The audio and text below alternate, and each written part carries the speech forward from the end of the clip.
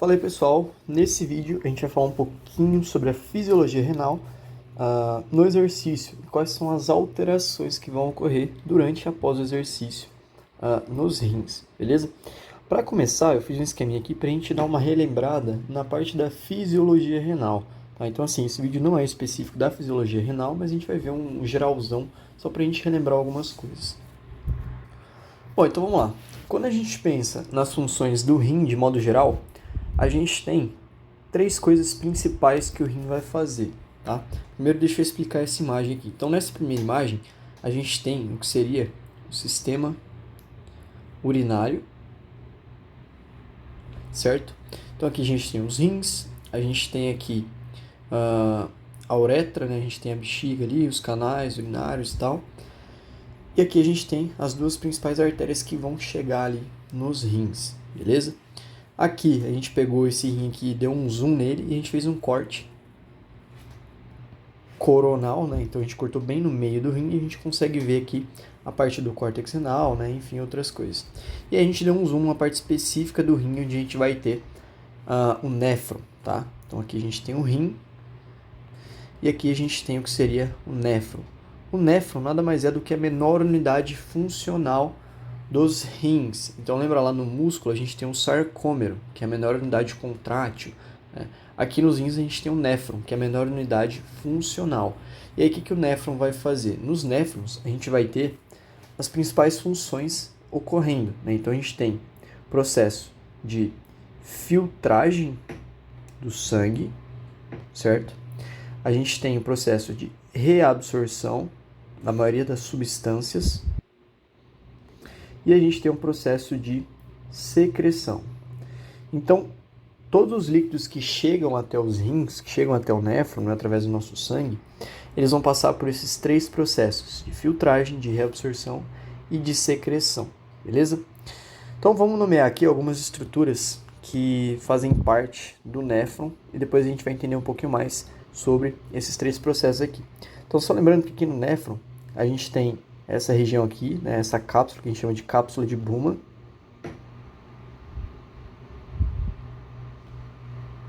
Ou, né, a gente também chama de glomérulo aqui.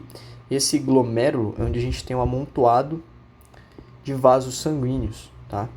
Então a gente vai falar daqui a pouquinho, mas a gente tem as arteríolas aferentes e eferentes, né? Então essa arteríola, que ela vem de baixo, ela traz o sangue. A gente chama ela de arteríola aferente. Ela é quem vai levar o sangue vindo ali, principalmente da artéria aorta ali e tal, o sangue vindo do corpo para os rins, beleza? Para o néfron. E aí a gente tem a artéria aqui em cima, né? A arteríola, perdão, eferente. Essa arteríola eferente, ela vai passar ao redor de todo o néfron. Tá vendo que ela passa aqui ao redor de todo o néfron? Por quê? Porque ela é que vai auxiliar no processo de reabsorção e também de secreção. Então, quando o sangue chega através da arteríola aferente, tá? Vamos colocar aqui, ele traz o sangue. Cerca de mais ou menos 20% desse sangue, ele vai atravessar essa região aqui, a cápsula de Bowman, onde a gente tem esses glomérulos. E aqui a gente tem uma região fenestrada, né? Por que fenestrado? Essa regiãozinha aqui do glomérulo é como se fosse uma redinha. Então imagina que ela é mais ou menos assim. Você tem lá um espaço, né? E aí é fenestrada porque ela tem vários buraquinhos. E aí esses buraquinhos vão permitir a passagem de algumas substâncias. Algumas proteínas maiores, como por exemplo a albumina, numa situação normal, né, ela não vai passar por essas frestinhas, tá? Outras substâncias, como por exemplo a glicose, né, alguns íons, como o sódio, eles são pequenos, então eles conseguem passar ali por essas fenestras, por esses espaços, beleza? Então, do sangue que chega aqui nessa região do néfron, a gente tem que mais ou menos, chegam nos rins ali por minuto, cerca de 625 ml de sangue. Então a gente tem um volume de 625 ml chegando por minuto nos rins. Desses 625 ml, mais ou menos 125 ml vão passar aqui, né, por essa região fenestrada da cápsula de Bowman e aí vão seguir pelo néfron, tá? Então, é uma parte muito pequena, então mais ou menos aí uns 20%, 20 e poucos por cento desse sangue que chega, beleza? E aí esse sangue vai passar por várias regiões, como por exemplo os túbulos proximais, então essas voltinhas aqui chamam túbulos proximais, túbulos convolutores ou túbulos contorcidos por causa do formato deles, tá? Mas vamos colocar túbulos proximais. A gente tem aqui os túbulos convolutores também distais, vamos marcar aqui. E aqui embaixo a gente tem o que a gente chama de alça de Henle, né? Para quem lembra, então isso aqui são as alças de Henle. E aí a gente tem duas, né? A gente tem uma que ela é chamada de descendente por conta do sentido dela, tá? Então essa aqui é a descendente. E a gente tem uma ascendente. Tá? Então essas duas estruturas fazem parte das alças de Henle, beleza? E aí o que vai acontecer? Cerca de 20% do sangue vai entrar aqui, né, e vai passar por esses túbulos convolutores proximais. Aqui nesses túbulos convolutores proximais, se eu der um zoom, ó, próximo a eles a gente tem o que? A arteríola eferente. Então a arteríola eferente está colada nesses túbulos convolutores. O que vai acontecer? Aqui a gente tem vários canais de aquaporinas, dentre outros, né, canais iônicos, canais de transportadores de glicose. Então, nessa região aqui, desses túbulos proximais, a gente vai ter uma grande reabsorção de nutrientes. Tá? Então, nos túbulos proximais, a gente tem o processo de reabsorção. Eu falei que ia nomear as etapas, né? A filtragem ela vai ocorrer aqui, nessa região da cápsula de Bowman. Tá? Então, aqui a gente tem a filtragem. Aqui nos túbulos proximais a gente tem a reabsorção, tá? Reabsorção do quê? Da glicose. Então, numa situação fisiológica normal, 100% da glicose vai ser reabsorvida logo nesse primeiro túbulo proximal, tá? A gente também tem reabsorção de aminoácidos, que alguns aminoácidos menores conseguem passar, então 100% dos aminoácidos vão ser reabsorvidos. O próprio bicarbonato, tá? Também vai ser absorvido, então mais ou menos uns 80%. A gente também tem reabsorção de íons, dos mais diversos, tá? Então, sódio, potássio, cálcio, dentre outros ali. E, obviamente, reabsorção de água, tá? Então, desses 125 ml que tinham chegado aqui, tá? Agora já até sumiu. Mas aqui, ó, na filtragem, a gente tem 125 ml chegando no néfron. Desses 125 ml, cerca de 1% vai ser eliminado em forma de urina. Tá? Então, 1% vai chegar lá na bexiga para ser eliminado em forma de urina. Vai ser utilizado para a formação da urina, beleza? A maior parte da água que passa pelos néfrons vai ser reabsorvida. Depois disso, né, quando passa pelos túbulos convolutores, a gente teve a reabsorção dos aminoácidos, da glicose, das proteínas, e aí vai passar aqui por essa alça de Henle, primeiro a descendente. Nessa alça de Henle descendente, a gente tem o que? Reabsorção, principalmente de água, tá? Porque aqui a gente vai ter, ali na membrana das células, ali, a gente vai ter várias aquaporinas, então a gente tem reabsorção de água. Então imagina que aqui, ó, a gente tem várias aquaporinas. Aquaporinas permitem o que? A passagem de água. Então a gente tem a reabsorção de água nessa alça de Henle descendente. E na ascendente, que vai subindo, né, a gente vai ter reabsorção de íons. Quais íons são esses? Principalmente, né, aqui os íons, reabsorção de sódio, tá, e também de cloreto, beleza? Depois vai subir e vai passar pelos túbulos convolutores distais. Nos túbulos convolutores distais, a gente vai ter também processo de reabsorção e secreção. Então, a gente vai ter, por exemplo, reabsorção de íons. Então, a gente vai ter íons saindo desses ductos e vindo aqui para a arteríola eferente, né, vindo para o sangue. E a gente vai ter substâncias saindo dessa arteríola eferente e indo ali para os túbulos convolutores. E aí, no final, quando esse sangue chega aqui no que a gente chama de ducto coletor,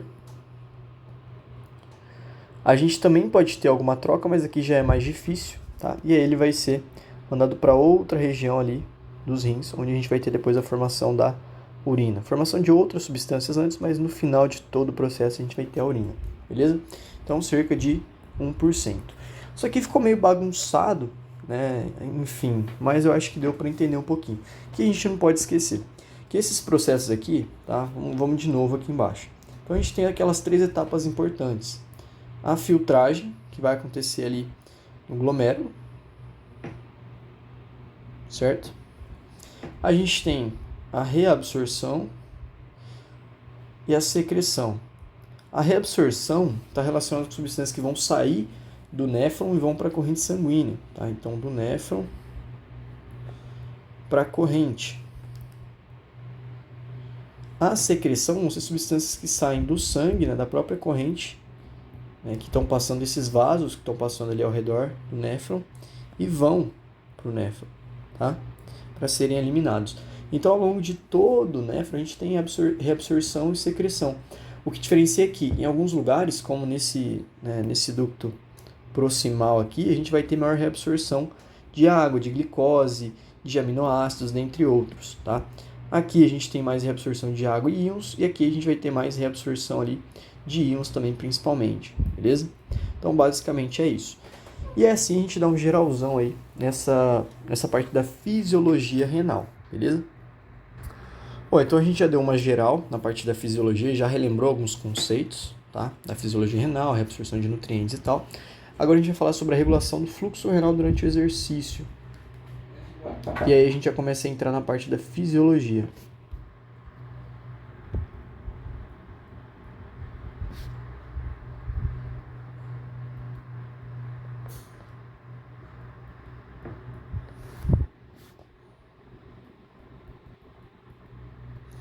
Bom, então vamos lá. Regulação do fluxo renal no exercício. A gente já viu no último vídeo, né, quando a gente começou a falar do sistema cardiorrespiratório, avaliação do sistema cardiorrespiratório e cardiovascular, que durante o exercício a gente tem uma redistribuição do fluxo, né? Então o que acontece? A gente tem uma diminuição do fluxo visceral, tá? Vamos pensar aqui no exercício.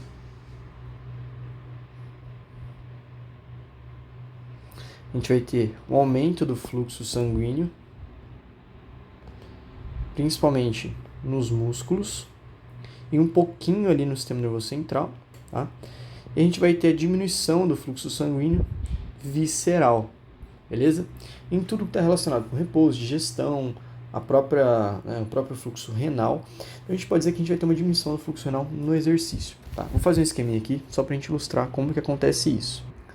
Bom, então aqui a gente tem, né, a gente pegou ali aquele mesmo exemplo do néfron, né? Então aqui a gente tem um mini néfronzinho, tá? E a gente deu um zoom nessa região aqui, onde a gente tem a cápsula de Bowman, né, ou também chamada de glomérulo. Então, isso aqui é a cápsula de Bowman, que, como a gente falou anteriormente, ela é fenestrada. Então ela tem espacinhos ali que permitem a passagem das substâncias. Aí aqui a gente tem a arteríola aferente. O sangue, ele vai chegar, né, a gente viu que ele chega através da arteríola eferente, e aí ele vai passar aqui cerca de 25%, cerca de 20%, né, mais ou menos uns 125 ml, 625, 625 ml, mais ou menos 125 ml vão passar por esses espaços fenestrados. E aqui a gente tem a arteríola eferente.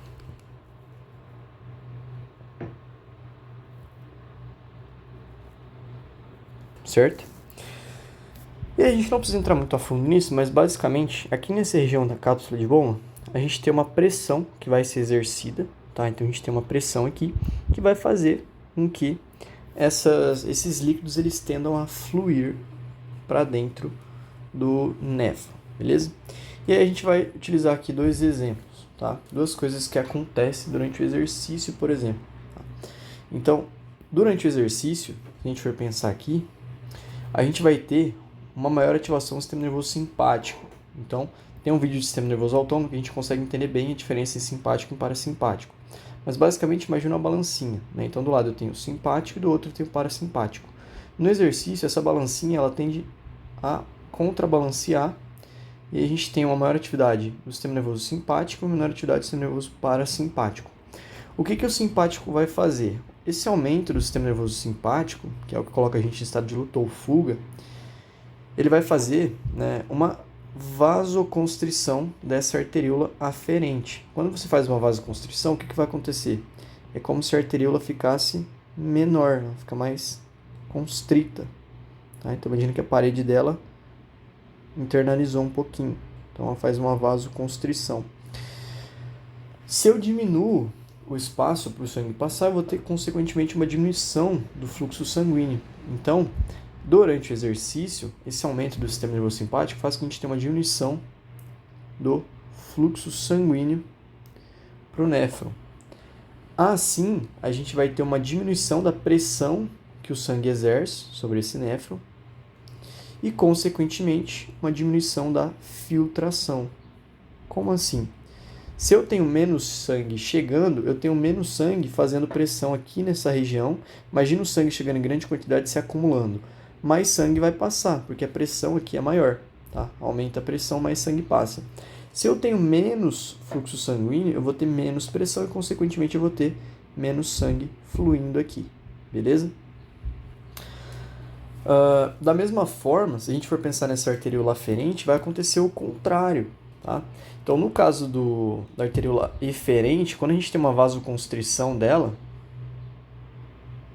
tá? Não é o que acontece no exercício, mas quando a gente tem uma vasoconstrição dela, a gente vai ter um aumento da pressão nesse glomérulo aqui. Tá? Então, imagine que o sangue ele deveria sair. Se essa artéria ela faz uma vasoconstrição, ela também vai diminuir. Consequentemente, o fluxo sanguíneo vai ser reduzido. Então, esse aumento da pressão vai fazer que a gente tenha uma diminuição do fluxo que estava saindo. E aumenta o fluxo nessa região aqui. E aí, o que vai acontecer?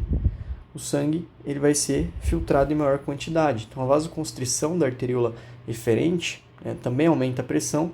E aí, no caso, vai aumentar a filtração glomerular. Beleza? Então, são duas coisas diferentes que vão acontecer. Mas o nosso foco aqui é nessa arteríola aferente durante o exercício. Então, durante o exercício, o sistema nervoso simpático ele vai fazer com que essa arteríola aferente sofra uma vasoconstrição. E essa vasoconstrição vai diminuir o fluxo sanguíneo ali para o néfron, consequentemente diminuindo também a filtração do sangue, ou seja, a quantidade de sangue que vai passar e aí passar depois por todo o néfron, depois 1% dele vai sair por aqui, beleza? Então, essa é a primeira coisa que vai acontecer em relação ao fluxo sanguíneo renal durante o exercício. Agora, durante o exercício, a gente tem vários hormônios que vão auxiliar nessa regulação e vão auxiliar, por exemplo, na manutenção da nossa pressão arterial, né, na regulação ali do equilíbrio hídrico do nosso corpo, e a gente vai falar um pouquinho deles. Então, agora a gente vai entrar numa parte que é justamente a regulação hormonal no exercício. E como que esses hormônios eles vão atuar principalmente nos nossos rins e lá no néfron. Bom, então aqui a gente tem outro esqueminha. Basicamente é o mesmo néfron, tá? Eu só copiei e colei ele, mas até que ficou bonitinho. A gente vai falar um pouquinho sobre os hormônios que são liberados durante o exercício. Tá? Então vamos começar aqui falando sobre o aumento do sistema nervoso simpático. Então a gente já viu que durante o exercício a gente vai ter um aumento da ativação do sistema nervoso simpático. O sistema nervoso simpático ele tem vários nervos que vão inervar células ali na região do néfron. Tá? E aí o sistema nervoso simpático ele atua em uma glândula que fica logo acima dos rins. Então lembra que a gente tem lá os rins, né? O rim mais ou menos assim. Logo acima do rim, a gente tem uma glândulazinha, que ela é importante para a liberação de vários hormônios, tá? Alguns que a gente vai falar aqui agora, que é a glândula suprarrenal. Ela tem esse nome porque ela fica acima dos rins. Então aqui a gente tem a suprarrenal. Então, esse aumento do sistema nervoso simpático vai fazer com que a gente tenha um aumento da liberação de adrenalina e de noradrenalina pela glândula suprarrenal, ou epinefrina e norepinefrina. A adrenalina e a nora, elas conseguem atuar em umas células específicas que ficam nessa região aqui do glomérulo. Tá? Então aqui próximo ao glomérulo, onde a gente tem esses vasos, a gente tem um conjunto de células que a gente chama de células justaglomerulares, porque elas ficam próximas ali ao glomérulo, tá? Então, esse conjunto de células aqui são as células justaglomerulares. Nome meio complicadinho, tá? Mas basicamente o que essas células justaglomerulares elas vão fazer? Essas células elas vão liberar o que a gente chama de renina, uma substância muito importante, um tipo de proteína, uma enzima, chama de renina, tá? E a renina ela vai atuar em outros processos, beleza? Só que antes da gente falar desse eixo da renina aqui, que a gente conhece como eixo renina-angiotensina-aldosterona, a gente precisa lembrar que a noradrenalina e a adrenalina, o que elas vão fazer? Elas vão se ligar aqui nessa arteríola, que é a arteríola aferente, então elas se ligam na arteríola aferente. Se a gente for lembrar da fisiologia, receptor alfa 1, que é receptor que está presente no músculo dos vasos, ele faz vasoconstrição, né? Ele é do tipo metabotrópico do tipo Q, né? Que aumenta lá, abre canais de sódio e tal, faz vasoconstrição. E aí essa arteríola aferente, ela vai fazer uma vasoconstrição, que é o que a gente viu ali em cima, tá? Então, o aumento da liberação de noradrenalina vai fazer com que a gente tenha um processo de vasoconstrição dessa arteríola aferente, assim a gente vai ter diminuição do fluxo. Outra coisa que essa nora e essa adrenalina vão fazer vai ser sinalizar para essas células justaglomerulares, e essas células justaglomerulares vão liberar a renina.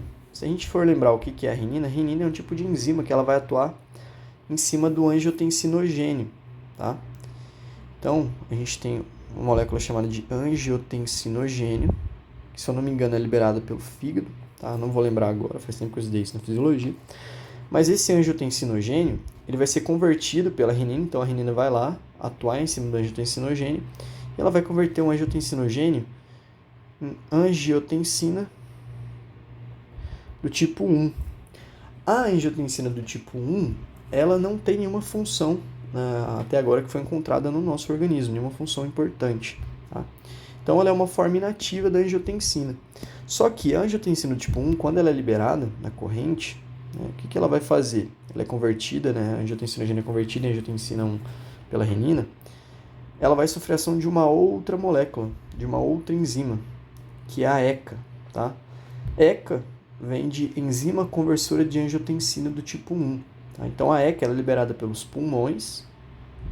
E o que ela vai fazer? Ela é uma tesourinha que ela vai atuar lá na angiotensina do tipo 1 e ela vai alterar a conformação da angiotensina do tipo 1, transformando essa angiotensina do tipo 1 em angiotensina do tipo 2.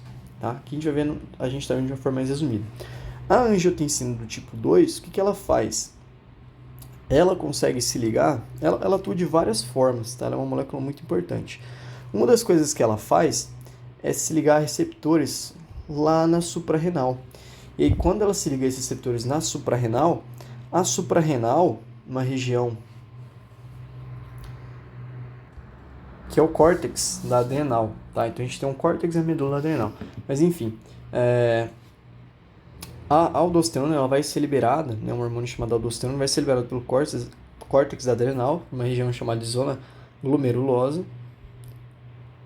E aí a gente vai ter liberação da aldosterona. A aldosterona é um hormônio importante porque ela está relacionada com o equilíbrio hídrico no nosso corpo. Então, o que ela vai fazer? Ela vai lá nos túbulos convolutores, tá? E lá nos túbulos convolutores, ela vai se ligar a receptores específicos para ela. Então, ela se liga a esses receptores, e quando ela se liga a esses receptores, ela vai ter... ela vai iniciar um processo de síntese proteica, principalmente de proteínas, como os canais de sódio e potássio. Então, ela vai aumentar aqui os canais, né, ou as bombas, a atividade das bombas de sódio e potássio.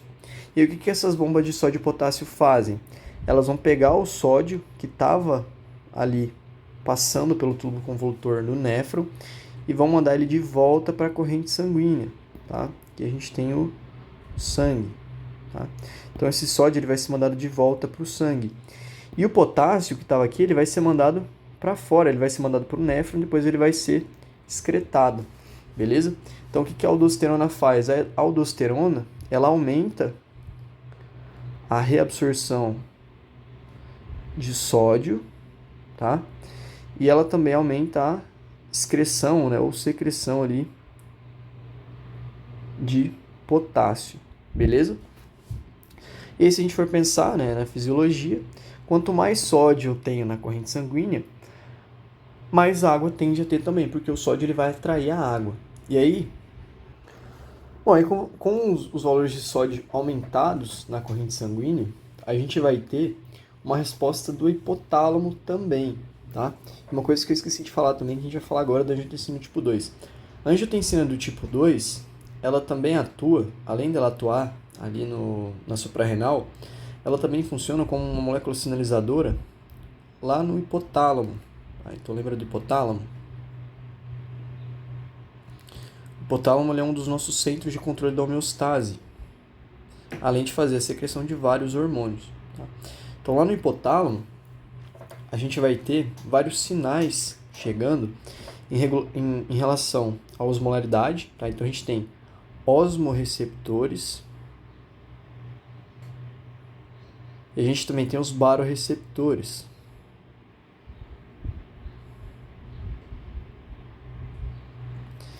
Esses receptores, ambos, estão presentes nas artérias, principalmente na carótida. Então imagina que isso aqui é a carótida, tá?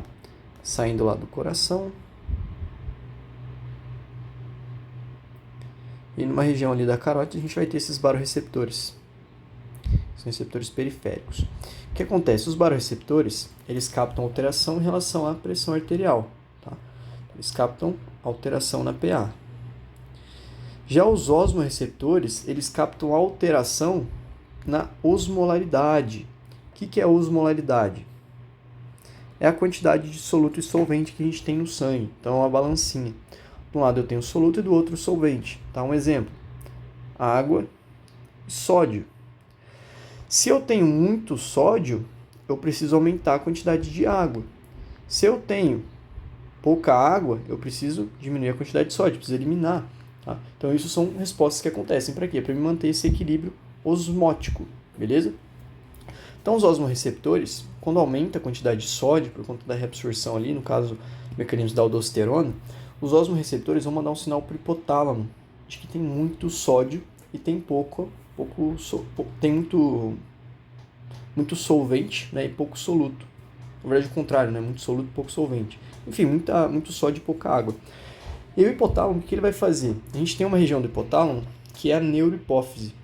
A gente tem a neurohipófise, que é como se fosse... Na verdade, a neurohipófise já é uma parte da glândula, né? Da hipófise. Então, a gente tem a adenihipófise e a neurohipófise, que fazem parte da hipófise. O hipotálamo, ele tem uma parte que é como se fosse a continuação do hipotálamo, que é a neurohipófise. A neurohipófise, ela faz a liberação do que a gente chama de ADH, que é o hormônio antidiurético, também conhecido como vasopressina. O hormônio antidiurético, a vasopressina, tá?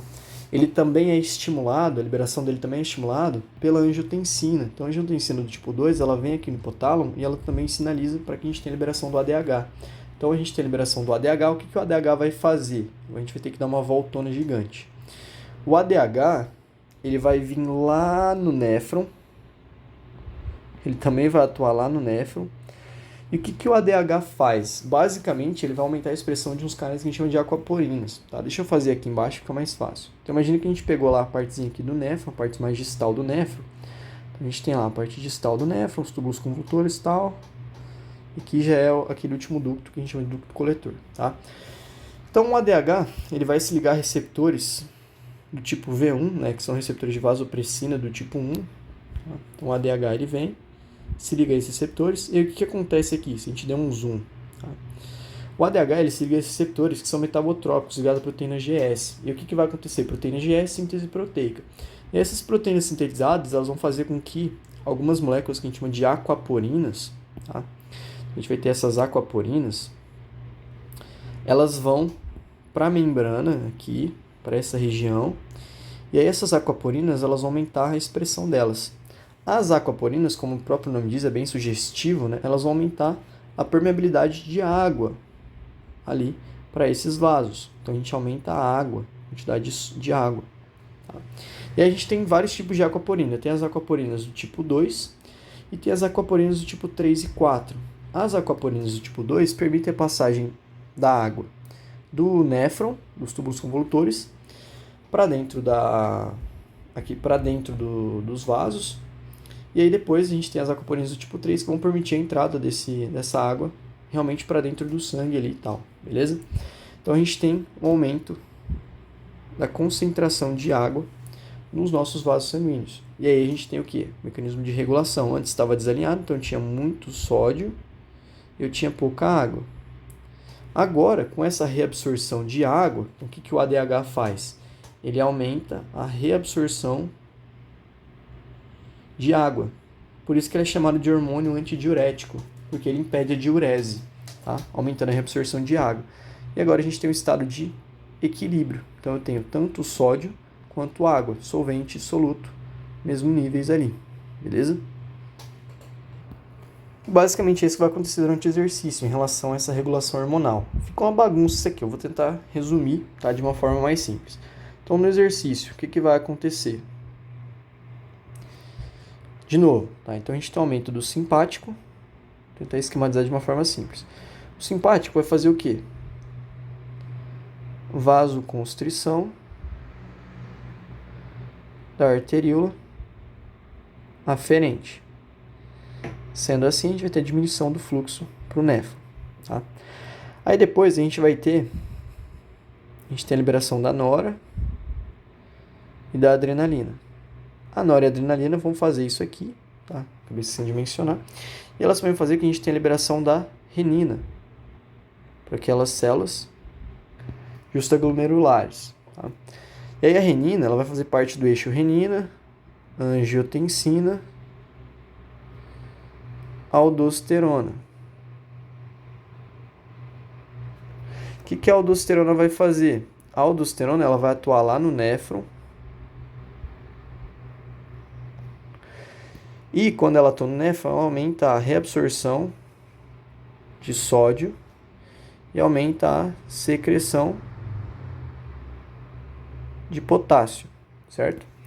E aí, junto com isso, a gente vai ter também a liberação do ADH. Quem vai liberar o ADH é a neurohipófise, mais especificamente por comando do hipotálamo. Tá? E aí o ADH, o que ele vai fazer? Ele vai atuar lá no néfron também e ele vai aumentar a reabsorção de água, certo? Por que é importante eu reabsorver sódio e eu reabsorver água? Porque durante o exercício, a gente tem um aumento da pressão arterial. Lembra? Então, durante o exercício, a gente tem aumento. É o único momento que a gente tem aumento da frequência cardíaca, né? Aumento do débito cardíaco e ao mesmo tempo da pressão arterial. Então, a PA fica alta e o débito cardíaco também, por conta da emissão daquele reflexo pressor do exercício. Então, quanto mais água, para mim manter essa pressão alta durante o exercício, o que eu preciso ter? Eu preciso ter sódio e água. Então, o sódio entrando, ele vai ter uma quantidade de água. E a gente tem a liberação do ADH para que a gente tenha ainda mais absorção de água e mantenha essa pressão arterial alta. Beleza? Uma coisa que eu esqueci de mencionar é que existem algumas coisas que fazem que a gente tenha inibição do ADH. Beleza? Uma dessas coisas é o álcool. Uma dessas substâncias é o álcool. Então, o álcool ele faz a inibição do ADH. Sendo assim, quando você bebe, você tende a reabsorver menos água e assim você urina mais. Beleza? Levando também um risco maior de desidratação também, dependendo da quantidade que você bebe, se você não toma água, enfim, entre outras coisas aí. Então, basicamente é isso que ocorre durante o exercício em relação à regulação hormonal. Tá? Então, lembra sempre dos hormônios, os principais, tá? Noradrenalina e adrenalina, então relacionados com a ação do sistema nervoso simpático. A gente tem a aldosterona e o ADH. Um reabsorve sódio e o outro reabsorve água. Agora a gente vai falar um pouquinho sobre o que acontece no fluxo renal após o exercício.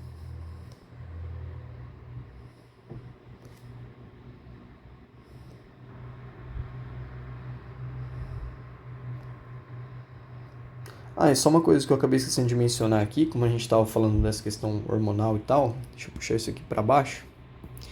Tem um gráficozinho, né, só para a gente entender a questão da aldosterona, como que ela funciona. Tá? Então, vamos falar da aldosterona no exercício. Então, aqui a gente tem uma linha vertical que está relacionada com o volume plasmático. E a gente tem aqui o tempo de exercício. Então vamos imaginar aqui que eu tenho 20 minutos de exercício, aqui eu tenho 40, aqui eu tenho 60, aqui eu tenho 80, aqui eu tenho 100 e aqui eu tenho 120, que seria 2 horas de exercício. Aqui é o zero, quando eu inicio o exercício. E a gente tem duas curvas. A primeira delas é o volume plasmático. Então no começo do exercício, para os primeiros 20 minutos a 40, a gente tende a ter um aumento, uma diminuição do volume plasmático. O que significa que o meu corpo começa a eliminar mais água, através de vários mecanismos. Um deles é a sudorese, beleza?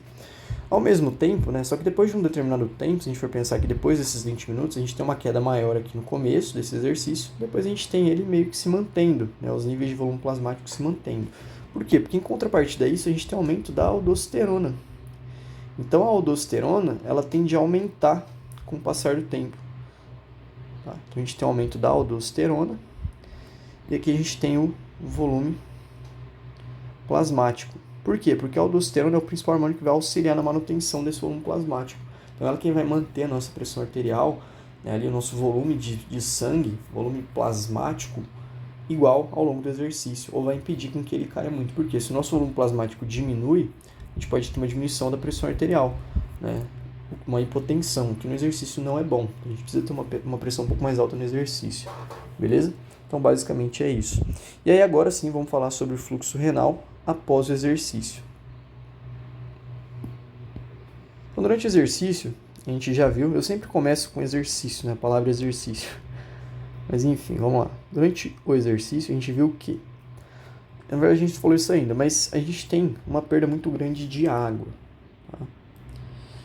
Um dos fatores que influencia é justamente a temperatura. Então, o nosso corpo, ele tende a elevar a temperatura em 1 ou 2 graus durante o exercício. Isso pode aumentar até mais, dependendo do calor que tiver no dia. Então, se você vai correr, por exemplo, está 40 graus, você tende a perder muita água e render muito menos o exercício, desidratar muito mais fácil. Então, essa perda de água ela vai ocorrer principalmente pela sudorese. E é um mecanismo, né, que o nosso corpo tem para fazer essa regulação térmica. Tá? Então, durante o exercício, a gente perde muita água. E para regular isso, né, a gente tem aqui, a gente já falou, o aumento do sistema simpático, né? A gente tem aumento ali de nora, a gente tem aumento da angiotensina, do tipo 2, tá? Não vou entrar no mecanismo de novo, a gente já falou dele. A gente também tem um aumento do ADH, tá? E aqui, consequentemente, da aldosterona. E a gente já falou sobre esses mecanismos assim, então não vou repetir aqui. E isso aqui é o que mantém, né? Principalmente a aldosterona, mantém o volume durante o exercício. E aí, se a gente for lembrar, durante o exercício, né, então, durante, a gente tem uma diminuição do fluxo no néfron, fluxo sanguíneo no néfron, por conta da constrição da arteríola aferente. Após o exercício, agora a gente entra na parte importante aqui. Após o exercício, o que vai acontecer? A gente tem um efeito que a gente chama de diurese induzida pelo exercício. Então, a gente tem uma diurese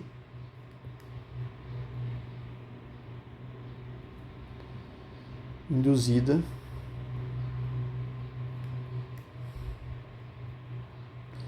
pelo exercício.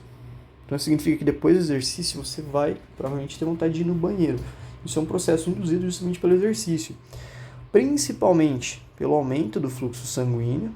Tá? Então, depois do exercício, a arteríola ela volta a funcionar normal. Então, a gente tem um aumento do fluxo sanguíneo para o néfron, maior até do que antes, né, do repouso.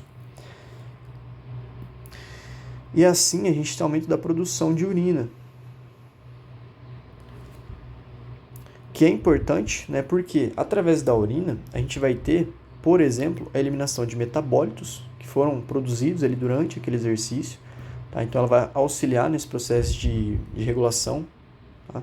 A gente tem a eliminação de metabólitos e a gente vai ter a regulação de algumas substâncias que estavam em excesso ou regulação de substâncias. Tá? Esses são os principais fatores ali relacionados a esse aumento do fluxo sanguíneo. E uma outra coisa que a gente também tem, que vai fazer com que a gente tenha essa diurese induzida pelo exercício, é justamente a diminuição daquela atividade hormonal. Tá? Então, diminui a atividade do sistema nervoso simpático, né? Porque após o exercício a gente tem aumento do parasimpático. Diminui o simpático, diminuindo o simpático, a gente tem menos angiotensina do tipo 2, a gente vai ter menos liberação de aldosterona, consequentemente a gente vai ter menos sódio sendo reabsorvido, e a gente vai ter também uma diminuição dos níveis de ADH, do hormônio antidiurético, consequentemente a gente vai ter uma menor reabsorção de água. Assim a gente vai ter uma maior produção de urina. Se eu estou reabsorvendo menos água e menos sódio, a gente tem uma maior produção de urina. Não muito maior, porque lembra que 1% chega a virar urina. Pós-exercício, esse 1% aumenta um pouquinho, a gente tem um aumento, tá? Então, para, sei lá, 1,2%, 1,1%, é um aumento muito pequeno, mas já é o suficiente para a gente ter esse aumento ali e essa diurese induzida, beleza? Outras coisas que acontecem, outras substâncias que também são eliminadas, né? Por exemplo, lactato. Então, durante o exercício, a gente tem aumento dos níveis de lactato, que não é o responsável pela fadiga, tá?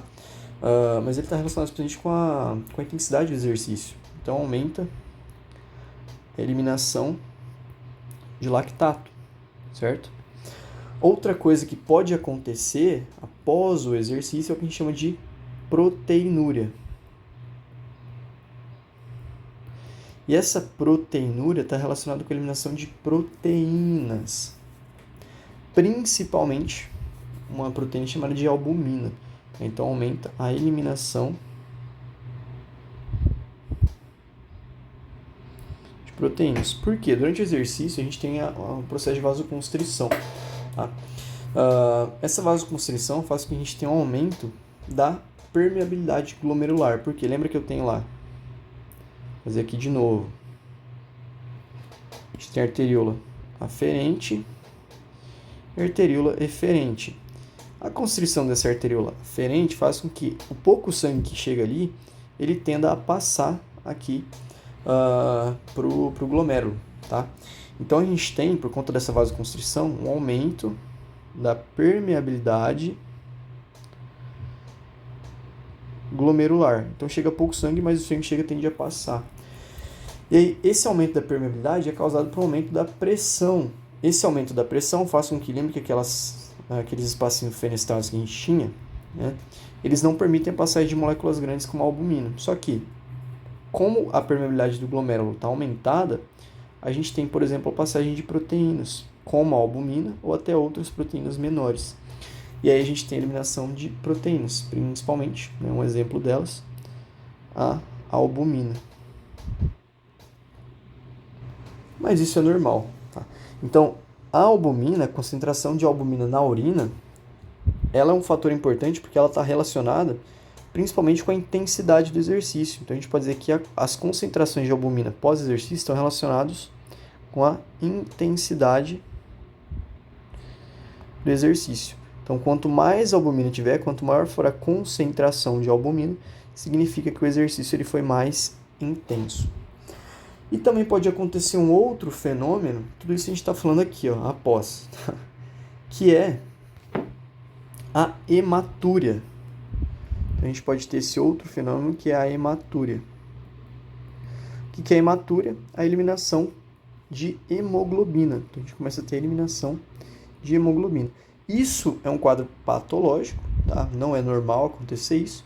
Geralmente está relacionado com intensidade exagerada de exercício. Quando você passa do limite no exercício, isso pode acontecer.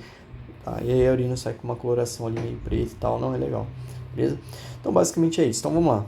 Após o exercício, o que tende a acontecer? Né? A gente tem um aumento do fluxo renal. Vamos resumir tudo aquilo ali. O aumento do fluxo. Aumentando o fluxo, aumenta a produção de urina. E aí, nessa urina, a gente vai ter várias coisas saindo, né? Então, a gente tem um aumento da remoção do lactato. A gente tem proteinúria.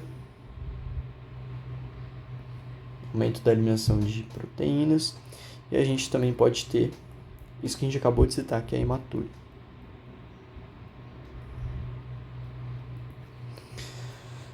E assim, de modo mais geral, tá, é isso que a gente tem. A gente vai parar por aqui, depois a gente vai falar um pouquinho mais sobre o mecanismo da renina-angiotensina-aldosterona, continuar no próximo vídeo, parte 2. Mas esse vídeo vai ficar um pouquinho grande, muita coisa nova, bastante conceito. Vamos parar por aqui, beleza?